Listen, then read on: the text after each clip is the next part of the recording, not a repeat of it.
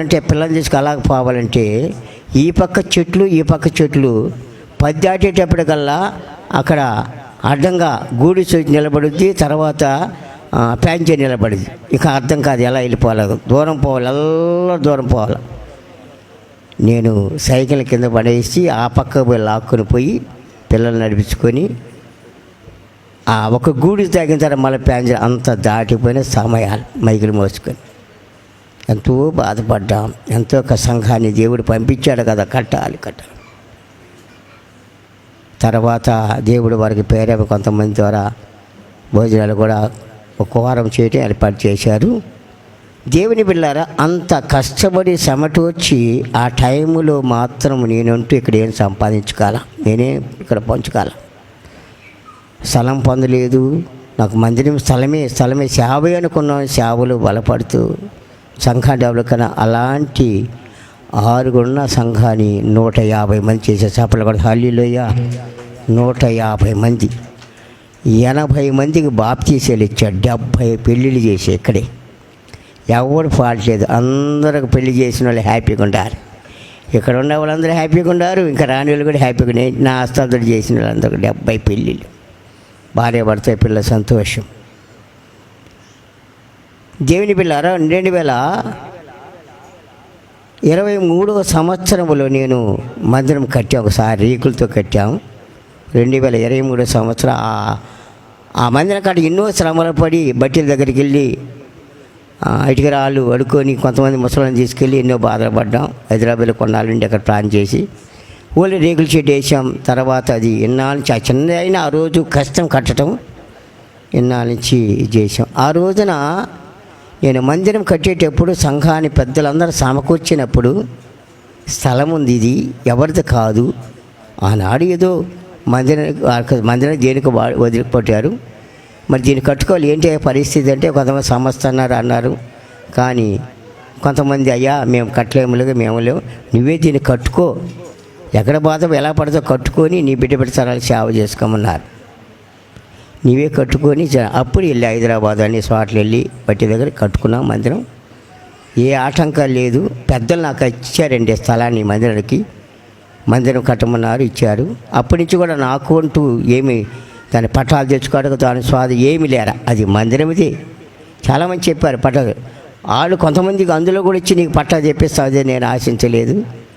దేని బిళ్ళారా, ఆ రోజు నుంచి ఏం ఆశించకుండా ఇంతవరకు 2021 దాకా కష్టపడి చేసుకొచ్చాం. సంఘాన్ని డెవలప్ చేసుకొని అభివృద్ధి చేశాం. చివరికి దేని బిళ్ళారా 2021 మందిరం కట్టాలి, పెద్దది. జనం పెరిగిపోయారు, బయట కూర్చుంటున్నారు. కూర్చొని పెద్దలు కూర్చోలేనమ్మా, నువ్వు పోయి పంపించు, ఇక్కడ ముందు కూర్చోలేని కాపు కట్టి. మరి నేను అనుకున్నాను ఎలా పరిస్థితి ఎలా చేయాలా అని అనుకున్నప్పుడు పెద్ద మందిరాన్ని కట్టాలని కాల్చ 3 సంవత్సరాలు చెప్తానే ఉండా, ఈ మందిరం జనం చాలు పెద్దది కట్టాలి అనుకుంటా ప్రకటన చేస్తున్నాను. అప్పుడు ఎవరు అడ్డం రాలేదు. మనం కడతాం, ఎవరు కూడా ఆటంకం రాలేదు. కానీ ఎప్పుడైతే మనము పెద్దది కట్టాలని ప్రకటన చేసి ఇనుము సువది చేసాము, అక్కడ రెంటర్లు ఎమ్మెల్యే దగ్గర అయ్యివాడిపోయి తర్వాత హైదరాబాద్ మాట్లాడి వచ్చిన తర్వాత సమకూడి మందిరం మేము ఒకటే కదా మనం కడుతున్నాం, సరేనని చెప్పి వచ్చిన తర్వాత అందరూ చెప్పారు సంఘానికి డబ్బులు ఇవ్వమని. ఒకటే కదా సంఘం, అందరూ సపోర్ట్. దేని బిళ్ళ అందరూ కూడా సపోర్ట్ చేశారు. ఇక్కడ ఉన్న వాళ్ళందరూ మందిరానికి ఈనోళ్ళు అంటూ లేదు. అందరూ స్తోత్రం చెప్పని హల్లెలూయా. 50,000, 20,000, 10,000 ఈనోళ్ళు అంటే లేదు ఆ మందిరానికి. నేను విజయవాడ పోయి శుభ తెచ్చింది నేనే, ఎవరు రాలే నాతో కూడా. ఒక రవి వచ్చాడు, ఇద్దరు అంతే. మా కుటుంబంతో వెళ్ళాము. ఇది 10,000 ఖర్చు పెట్టుకొని ఆయన చుట్టూ తిరిగి ఎమ్మెల్యే గారి దగ్గర, మంత్రి గారి దగ్గర తెచ్చాము. అలాగని కూర్చోయా, అలాగని 4 వీటికు దామచర్య దగ్గర తెచ్చాము. అలాగని గ్రానైటు 20 యూనిట్లు తెచ్చాను. తిరిగి ఇంకా కొంత డబ్బు జనం సంఘాలు ఇప్పించాము. దేని బిళ్ళాలి చాలా ఇది మందే కదా, నాదే కదా, మందిరం కదా కడుతున్నాం. అయిపోతుంది. టెంట్లు వేసాం. టెంట్లు 2.5 సంవత్సరం టెంట్లు ఎండకి ఎండుతున్నాం, వానకు తడుతున్నాం, ఎండకెళ్తాం, వానకు తడుతున్నాం. భయంకర సమస్య. అయిపోతుంది, ఇంకేముంది. ఇప్పుడు అమ్మ అన్నం వంటానికి పొయ్యి మీద పెట్టింది బియ్యం. పిల్లలు చెప్తుంది, అయ్యా అవును అడుగుతుందిరా వేస్తానని చెప్పని. అవి తీరిగా ఉడికేటప్పటికల్లా అన్నం పెట్టబోయేటప్పుడు మట్టేసి అప్పుడేంది పరిస్థితి? నోట్లో మట్టి కొట్టినట్టు అయిపోయింది కదా, అన్నం తినలేరు. అలాగని అయిపోతుంది ఇంకేముంది, వెళ్ళిపోతా కదా, అక్కడనే తిరుగుతున్నా, మారుతారు లోపలికి వెళ్ళిపోతాం మందిరం అనుకున్నాం. లేదు, కనికరం లేదు, జాలి లేదు. దేని బిళ్ళరా, చివరికి అంత అయిపోయి స్లాబ్కు నేనే ప్రార్థన చేశాను. ఫోటోలు చూపిస్తా. స్లాబ్కు నేను అన్ని ప్రార్థన, స్టార్టింగ్ పునాది స్లాబ్ దాకా ప్రార్థన చేశా. అయిపోయిన తర్వాత ఇంకా ఓపెన్ చేసే సమయానికల్లా కమిటీ వేస్తామన్నారు, మీటింగ్లు అన్నారు. అనేక రకాలుగా 10 ఆజ్ఞలు ఇచ్చారండి. మోషే నాడు రక్షణ కొరకు 10 ఆజ్ఞలు ఇస్తే నాకు, నా బిడ్డరు, నేను నమ్ముకున్న బిడ్డరు, నేను పెళ్లి చేసిన వాళ్ళు, నేను బాబు నా మీద 10 ఆజ్ఞలు ఇచ్చారు. ఈ ఆజ్ఞ అన్నిట్లేకల్లా కూడా పిల్లలు రాకూడదు మందిరానికి, నీ తరవంతుల పిల్లలు చేయకూడదు, కఠినమైన పాస్టర్లు పెట్టిన తర్వాత తీసేసి సంఘమే ఉంచిన కమిటీలు ఇట్లాగా మాట్లాడు. చివరికి ఒక మాట అన్నారు, స్థానికుడు కాదండి ఇక్కడ ఆయన, స్థానికుడు కాదు. 26 సంవత్సరాలు చేస్తే అయ్యగారు 26 సంవత్సరాలు కష్టపడి ఇంతంతోల్ని చేసి పెద్దవాళ్ళు చేసుకొచ్చి బాగా డెవలప్ చేసుకొస్తే స్థానికుడు కాదండి ఇక్కడ, ఎక్కడి నుంచి వచ్చి వేస్తున్నాడు. ఆ మాట హృదయాన్ని తాకింది. పిల్లలు బాధపడ్డారు, మేము బాధపడ్డాం, ఏడ్చాం, చాలా బాధపడ్డాం. చిన్న కాదండి. యెషయా గ్రంథము బైబిల్ 52వ అధ్యాయము చదువు. దేవుని సన్నిధిలో జ్ఞాపకం చేసుకుందాం. పరిశుద్ధ గ్రంథంలో నుంచి దేవుడు నా పాట చేసిన అద్భుత కార్యాలు బట్టి. యెషయా గ్రంథం 1వ అధ్యాయం 2వ వచనం చదవండి ఒకసారి. 1వ అధ్యాయము 2వ వచనం. యెహోవా మాట్లాడుతున్నాడు, ఆకాశం ఆలకించము, భూమి చెవియొగ్గుము. నేను పిల్లలు పెంచి గొప్పవారిని చేసిని, వారు నాపైనే తిరుగుబడ్డారు. ఎద్దు తన కామాన్ని ఎరుగును, గాడి తన సొంత ఇశ్రాయేలు ప్రజలకు నా జనులు నా మేట యోషింపటం. అది తిరుగుబాటండి. చూచారండి ఎన్ని సంవత్సరాలు, 1 రోజు 2 రోజులు కాదండి, 1 సంవత్సరం 2 సంవత్సరం వేస్తే సంఘాన్ని స్థాపిస్తారు, సంస్థ అంటారు. ఇప్పుడు కూడా నా ఎదురుకు వచ్చి నాకు సంఘమని దమ్మున్న ధైర్యం కలిగి ఎవరు చెప్పలేరు. 3 సంఘాల కుంగలు దేవుడు గల్లే గాస్పలు చర్చి స్థాపించింది. మీరు ఫ్యామిలీ వ్యవస్థాపక నేనే, స్థాపించిన వాడిని, పునాది నేనే, మొత్తం నేనే. కానీ నాకంటూ సంస్థలు సొంత ఇండిపెండెంట్ చర్చీలు బ్యాప్టిస్ట్ ఎవరు కూడా చెప్పలేరు. నాకు వచ్చి నేను పోను, అందులోకి పోలేదు. దేవుని బిళ్ళారా, కనికనే దేవుడు ఒకటానికని 3 సంఘాలు చీటీలు ఇచ్చాడు.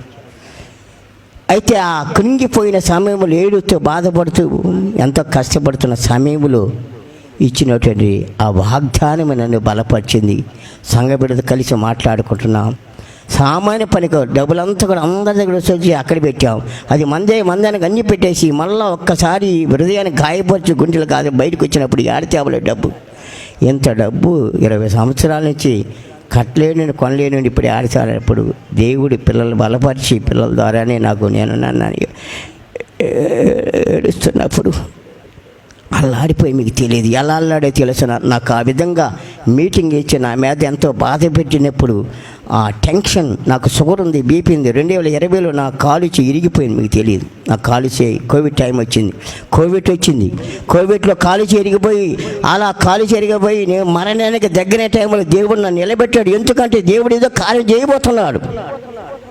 కోవిడ్ నుంచి విడిపించాడు, లెన్స్లోకి వెళ్ళిపోయింది, దేవుడు ఏడిపించాడు. రెండేది కాలు చేరిపోయినప్పుడు కాలు చేయని కూడా దేవుడు స్వస్థపరిచి నిలబెట్టాడు. అప్పుడు వేసిన రాడ్లు మనడు దాకుండా కాళ్ళు 3 సంవత్సరాలు చర్చి అయిపోయి చేపేసి అనుకున్నాం. చర్చి అయిపోతున్న సమయంలో ఎప్పుడైతే గుండెలు గాయపరిచే మాటలు వచ్చినాయో, హృదయాన్ని గాయపరిచిందో, ఆ టెన్షన్, ఆందోళన, షుగర్, బీపీ పెరిగిపోయి ఇంతలా వచ్చింది కాలు. ఆ రాడ్లో ఉన్న కాలు ఇన్స్పెక్షన్ అయిపోయింది. డాక్టర్ అది ఇమీడియట్గా ఆపరేషన్ అన్నారు. ఆ టైంలోనే మళ్ళీ ఆపరేషన్.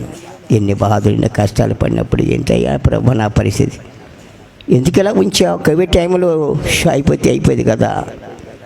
నేను నమ్ముకున్న సంఘం, నేను నమ్ముకున్న మందిరం నాకు దూరమని ఎందుకయ్యా నేను ఇలాగ ఉండటం అన్నప్పుడు దేవుడు అన్నాడు, నిన్ను నేను విడవను, నీకు తోడై ఉన్నాను, భయపడబాక, నీ దేవుడై ఉన్నాను, నిన్ను ఏర్పాటు చేసుకుని సహాయం చేయవు అని నేనే. ఆ మాటే నన్ను పొగడత కాదు, ధైర్యంగా ఉన్నాం. అంతలేకి ఒక దైవ సేవకులు ఒక పాట రచించి ఆ పాట పాడాడు. నేను ఆ పాట ఆ రాత్రి విన్నాను. మా అబ్బాయి వచ్చి పాడతాడు చిన్న పాట. నేను ఆ పాట విన్నప్పుడు చాలా ధైర్యం వచ్చింది, చాలా ధైర్యం వచ్చింది. ఆ పాట దేని బిడ్డలు ఎందుకంటే నా బాధ, నా కష్టాలు, నీ పడిన బాధ చూడండి. ఎన్నా నుంచి సత్య నమ్మక సంఘాన్ని నమ్ముకొని చివరికి అది తిందామనుకుని వచ్చే సమయంలో కానీ దూరం అయిపోయి ఓడిపోయానండి. నేను 20 వయసులో వచ్చాను, అక్కడికి వచ్చిన పిల్లలు తీసుకొని. ఆ వయసు అంతా 20 ఏళ్ళ అక్కడే ఉడికిపోయింది. ఇప్పుడు ఏం చేయగలను? వృద్ధాప్యం వచ్చినప్పుడు ఏం చేయగలుగుతాను? అలాంటప్పుడు ఇంటి నుంచి తల్లిదండ్రి బిడ్డలు ఆధారపడినప్పుడు బిడ్డల తల్లిదండ్రులు బయటికి నెట్టేస్తే తల్లిదండ్రుల పరిస్థితి ఏమిటి? ఏమైపోతారో తల్లిదండ్రులు పెంచారు, ఇతను వేశారు, గందరగోళం చేయి పెద్దలు చేసాక ఆ తల్లిదండ్రులు బయటికి వృద్ధాపాల బయట నెట్టేస్తే తల్లి అది ఒక్కసారి కూడా ఆవించగల.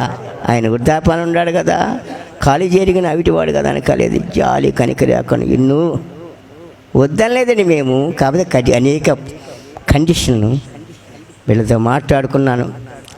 టెంట్లో కూడా ఇతరే కొంతమంది ఒక నా బిడ్డలు ఆత్మ కలిగిన బిడ్డలు కనుక అంటాడు కదా, మరి చేటలు గింజలు చెరుకుతున్నప్పుడు తాళి ఎన్ని పోతాయి, గట్టి గింజలు నిలబడతాయి. స్తోత్ర. ఆ గట్టి గింజలు నా ఆత్మ బిడ్డలు. నేను టెంట్లో ఉన్నప్పుడు నాతో టెంట్లో ఉండారు, టెంట్లో ప్రార్థన పెట్టి నాతో ఉన్నాడు. కనుక వారి కోసం నేను ప్రభువా మరి వీళ్ళని ఎలాగయ్యా వదిలిపెట్టిపోతే పరిస్థితి ఏమైపోతుంది, ఎటుపోదనుకున్న ప్రభువు దేవుడు మరాలకించాడు. దేని బిళ్ళారు కన్నీటి ప్రార్థన. ఈ స్థలం వెనక చాలా ప్రార్థన ఉంది. సంఘం చేసిన ప్రార్థన, నీకు చేసిన ప్రార్థన, ఆ బలమే ఈ రోజున అద్భుతకరంగా ఈ స్థలాన్ని ఇచ్చాడు దేవుడు. ఈ స్థలం అనేది సామాన్య పని కాదు. దేవుడు అద్భుతకరంగా రాంబాబు ఎల్లయ్య గారితో మాట్లాడినప్పుడు సలహా ఇచ్చారు, ఇప్పించాడు. డబ్బులు పోయిందని కాదు, కానీ డబ్బులు పోయినా కానీ ఈ ప్రాంతాలని ఇదే పులింగరెడ్డిని కాలే. నేను స్టార్టింగ్లో వచ్చి ఇల్లు లేవు, చర్చగా టీవీ లేవు, ఇప్పుడు బాడికి ఇల్లు పడిపోయింది. ఇదే స్థలంలోనే మళ్ళీ ఇదే స్థలం నాకు ఈ స్థలం మందిరానికి ఇచ్చాడు. దేని బిడ్డ ఇక్కడే మందిరం కట్టించాడు. 20 లక్షల బిడ్డ స్థలం కొంటాడు సామాన్య కాదు, మా శక్తికి మించిపోయింది. లోన్ ఇవ్వాలండి. మా అబ్బాయి చెప్పాడు 2 లక్షలకి ఎంతో సూరిటీ కావాలా, 20 లక్షలు, 2 లోన్లు, ఒకటి కాదు 2 బ్యాంకులు. 2 బ్యాంకుల నుంచి లోను దేవుడు ఇప్పించాడు. స్థలం కొన్నాం. తర్వాత ఎలా కట్టాలి స్థలం? బేస్మెంట్ వెళ్ళండి ఆదామంటున్నాడు, 4 లక్షలు అయిపోద్ది బేస్మెంట్. తప్పుని తర్వాత ఏమన్నా కానీ ఇది ఎంత అయినా కానీ ప్రభు మేము అనుకున్నాం, మొదలుపెట్టుకున్నాం. 7 లక్షల అప్పులు తెచ్చాం, కట్టం మొదలుపెట్టాం. తర్వాత సంఘ బిడ్డలు ఏదో వాళ్ళ శక్తిలో కొంత సహాయపడుతున్న ఆత్మీయులుగా వాళ్ళ సహాయం కూడా వాళ్ళు అందిస్తున్నారు, ఇచ్చారు. దేని బిడ్డల కనుకని వారు ప్రార్థన, సంఘ బిడ్డలు నాతో ఉన్న వచ్చిన బిడ్డల ప్రార్థన, మరి మా కుటుంబ ప్రార్థన, అందరి ప్రార్థన ఈ మందిరం. మరొకటి కాదు, బలము, తెలివి, జ్ఞానము కాదు, దేవుడు ఇచ్చితే కాబట్టి మీ అందరి ప్రార్థన, మా కుటుంబ ప్రార్థన ఈ మందిరం. దేవుడు నమ్మిన వారుడు తలగా వచ్చి తాగల వాగ్దానం, ఇది వాగ్దానం నిజం నేను నమ్ముతున్నా చెప్పండి. ఎవరు కూడా అవిశ్వాసం, దేవుడు గొప్ప దేవుడు నమ్మండి.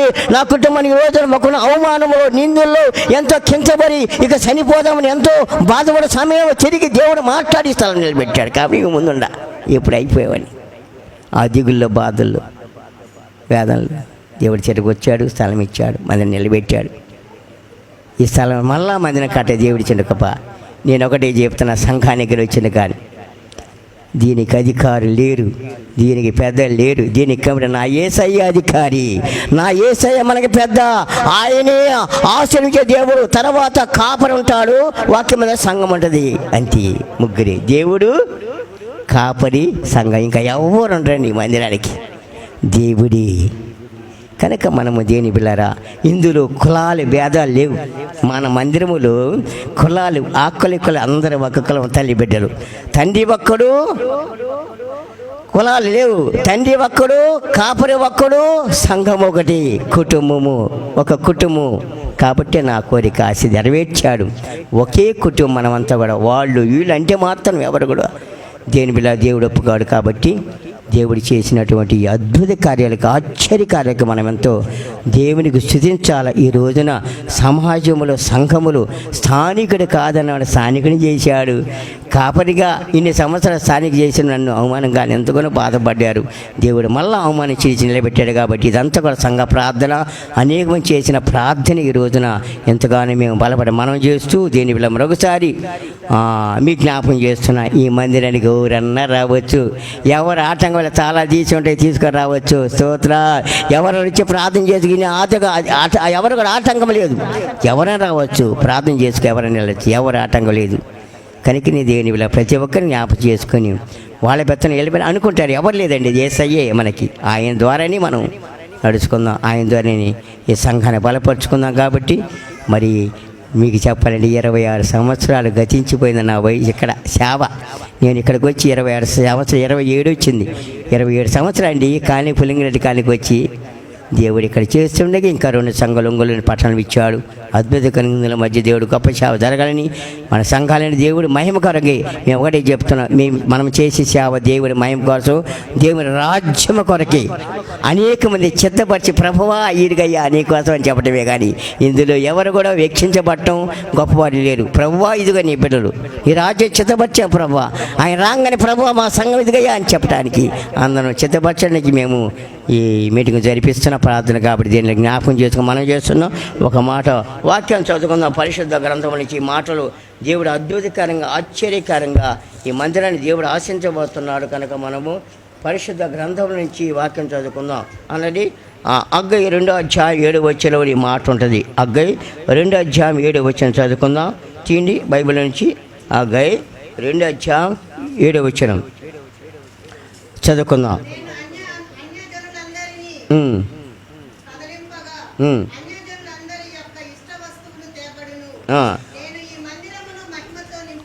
స్తోత్ర. సభలుగా హల్లెలూయా.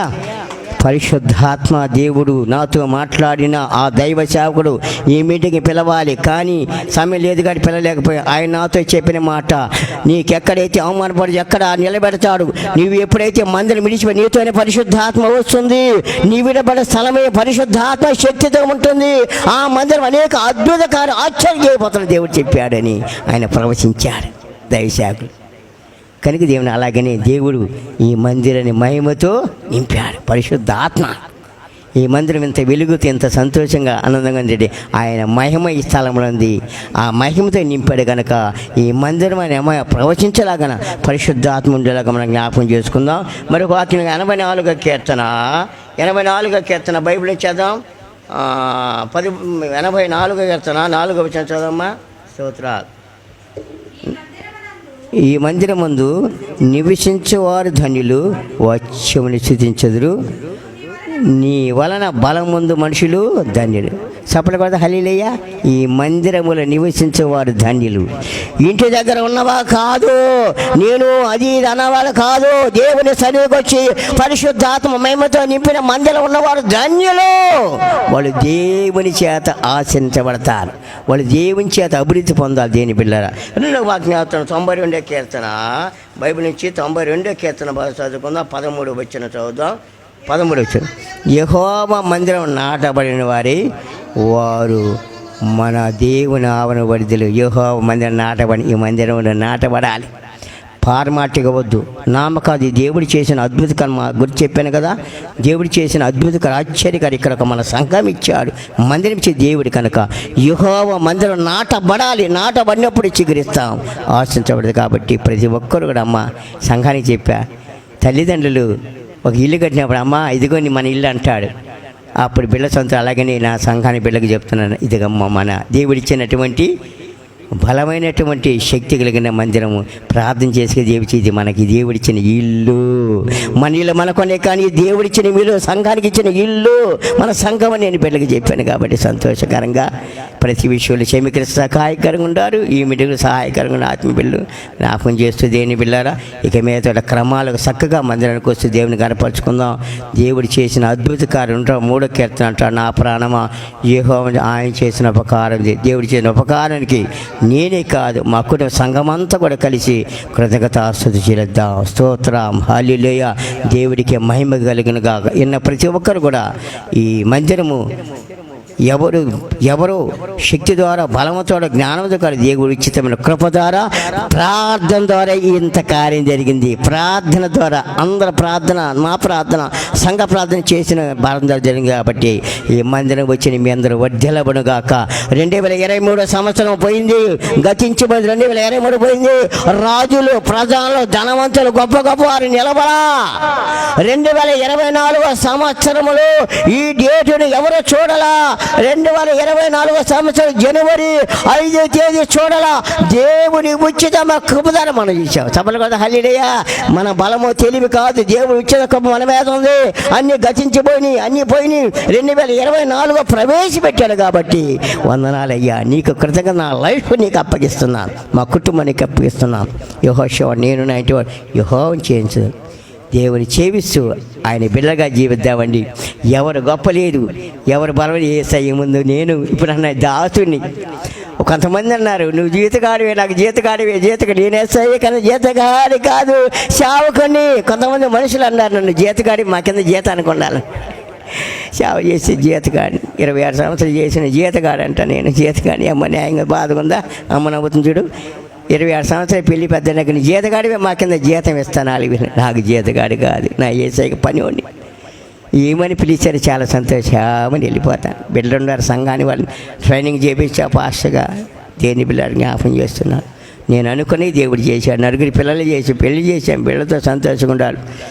సంఘాన్ని దేవుడు మందిరం కూడా మీకు అప్పగించాను దేవుడిగా. కాబట్టి సంతోషంగా, ఆనందంగా మన సంఘాన్ని ఎవరేదో చెప్తారు గట్టి మాటండి, ఇది మనదండి. దేవుడిచ్చిన ఆశీర్వాదం దీనిలో పొందుకుందాం. సంతోషంగా సేవ చేసి దేవుడి కుటుంబాలు, మీ కుటుంబాలు దీవించును గాక. 2020 సంవత్సరం మీ కుటుంబాలు ఆశీర్వాదకరంగా ఉండును గాక. 2024 సంవత్సరం మీ కుటుంబాలపై నూతనమైన దీవించును గాక. ఈరోజు అద్భుతకరంగా దేవుడు ఆశ్చర్యంగా మళ్ళీ మధ్యలో బాప్తీసాలు చేయరు. ఈరోజు మళ్ళీ 3 నూతనంగా తీసుకున్నారు. సభలు కూడా హల్లెలూయా. ఈరోజు 5 చిత్తపచ్చ 2 రాలేకపోయారు. మరి 3 తీసాం, కొత్త పడమ తీసుకుని వచ్చాం. అద్భుత కార్యం చేశాడు. ఈ సంవత్సరంలో కూడా దేవుడు అద్భుత కార్యం చేశాడు. కాబట్టి దేవుడికి ఎంతో నూతన ఆత్మ దేవుడు ఇచ్చాడు. కాబట్టి ఆ బిడ్డ కూడా దీవించాలని మనం చేస్తున్న మాటలు మీకు ఇస్తున్నాం.